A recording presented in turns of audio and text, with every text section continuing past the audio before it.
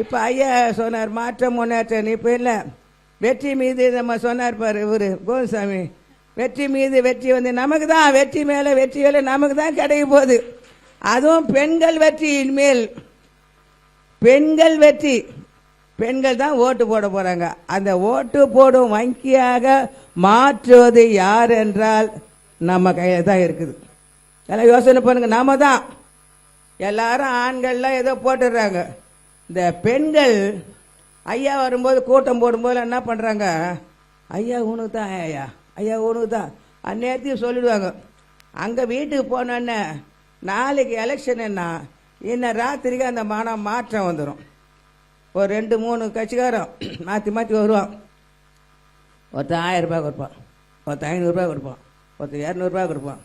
இது 500, இது 1000, 2000, சரி இதுக்கு ஒரு ஓட்டு, இதுக்கு ஒரு ஓட்டு. இந்த மாம்பாயம் ஒன்று கேட்டு கிடக்குறாங்க ஜாதிக்காரு, அவங்களுக்கு ஒரு ஓட்டு. பிச்சை பிச்சை போடுறீங்க. ஒரு உணர்வு இல்லை, ஒரு ஜாதி உணர்வு இல்லை, ஒரு ரோஷம் இல்லை, ஒரு மானம் இல்லை, எதுவுமே இல்லை, சூடு சொன்னே இல்லை. என்னை போய் திட்டுங்க நீங்க, எவ்வளோ கம்முன்னு இருமா, எனக்கு அவ்வளோ கோபம் வருது. ஏன்னா அந்த அளவுக்கு இந்த பெண்கள் நம்ம பெண்கள்மா இருட்டா. அதாவது அந்த மனசு கொதிக்குது. எவ்வளோ பாடுபட்டாங்க ஐயா, பெரிய ஐயாவும் சின்ன ஐயாவும் எல்லாரும், நம்ம எல்லாரும் பாடுபட்டோமே, ஓட்டு வரலையே.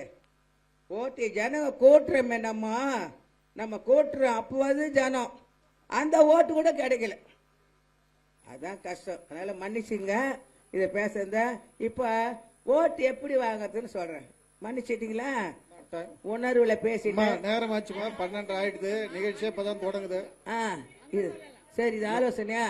சரி, இந்த ஆலோசனையில ஒன்று சின்னதா நீங்க என்ன பண்றீங்கன்னா, வீடு வீடா போயிட்டு இந்த கஞ்சா ஒரு சின்ன ஒரு கஞ்சா வந்து மலிஞ்சு போச்சு. இதுக்கு முன்னாடி சாராயம் இருந்தது, சாராயம் குடிச்சாங்க, அதெல்லாம் பரவாயில்ல. இப்போ கஞ்சாவனால கொள்ளை கற்பழிப்பு எல்லாம் இந்த கஞ்சா தான். போதை மாத்திரை வந்துடுச்சு, மிட்டாய் வந்துடுச்சு, போதை மிட்டாய் வந்துடுச்சு, போதை பவுடர் வந்துடுச்சு, கஞ்சா வந்துடுச்சு, மது வந்துடுச்சு, எல்லாம் வந்துடுச்சு, எல்லாம் நடக்குது.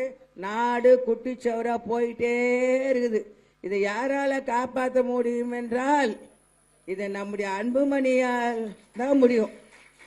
நிச்சயமாக அன்புமணியால் மட்டும்தான் இந்த நாட்டை காப்பாற்ற, வேறு யாராலும் காப்பாற்ற முடியாது. தைரியமா நேர்மை இருக்குது, உண்மை இருக்குது. நான் பேசுவேன், சண்டை போடுவேன், கேட்டதெல்லாம் நடக்கும். அதனால கொஞ்ச நாள் என்னை விட்டு, எனக்கு சோக்கு வந்தது. அப்போ உடனே காமாட்சி முருகா இன்னும் கொஞ்ச நாள் விடு, என் புள்ள முதலமைச்சராக வரணும், அது வரைக்கும் விட்டு வை. என் பிள்ளைன்னு தான் சொல்லுவான் அவரை. ஏன்னா குழந்தையிலேருந்து சின்ன இவருக்கு இந்த அம்மா கல்யாணம் அது முன்னே தெரியும் எனக்கு. அதனால் அவர் அப்போல்லாம் நான் இருக்கேன் ஒத்த பொம்பளை. இந்த தமிழ்நாட்டை சுற்றி வரும்போது சங்கமாரு ஒத்த பொம்பளை, சென்னையில் ஒத்தோட கிடையாது அப்போல்லாம். அதன் பிறகு தான் நம்மளாம் ஏற்பாடு பண்ணோம், மூர்த்தி வந்த அப்புறம்.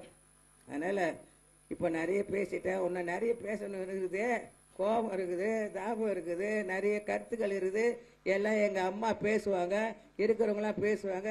வணக்கம்.